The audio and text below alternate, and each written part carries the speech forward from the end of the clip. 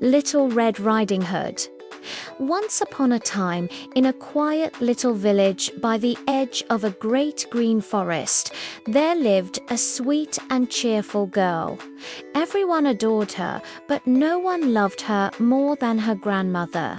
One day, Grandma sewed her a beautiful red velvet hood. The girl loved it so much that she wore it everywhere she went. Before long, everyone started calling her Little Red Riding Hood. One sunny morning, her mother said, "Red, Grandma isn't feeling well today. Please take this basket of fresh bread and honey to her house. Stay on the path, don't wander off, and don't talk to strangers, all right?" Little Red Riding Hood smiled and replied, "I promise, Mama, I'll be good." She picked up her basket and skipped down the forest path, humming a cheerful tune. The birds sang above her, and the flowers swayed gently in the breeze. Everything seemed perfect until a sly grey wolf stepped out from behind a tree. "Good morning, little one," said the wolf sweetly. "Where are you headed so early?" Little Red, not knowing wolves could be dangerous, answered politely, "I'm going to visit my grandmother. She's sick, and I'm bringing her some bread and honey." "Oh, how thoughtful," said the wolf, pretending to smile. "And where does your grandmother live?" "Deep in the woods," Red said innocently.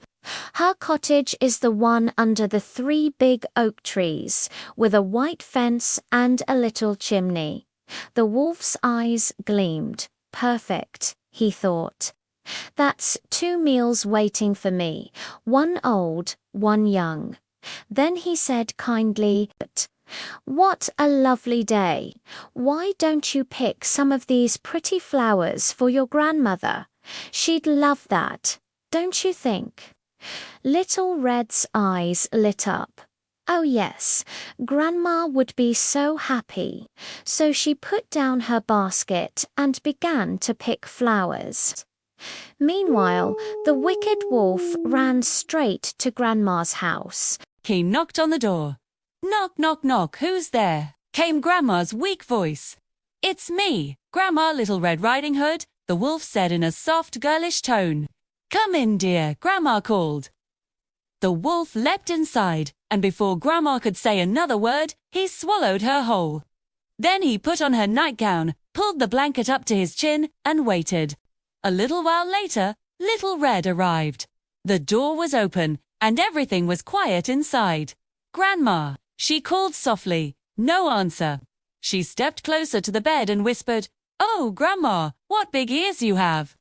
"The better to hear you with, my dear," the wolf replied. "And Grandma, what big eyes you have." "The better to see you with, my dear." "And Grandma, what big hands you have." "The better to hug you with, my dear." "But Grandma, what big teeth you have." "The better to eat you with."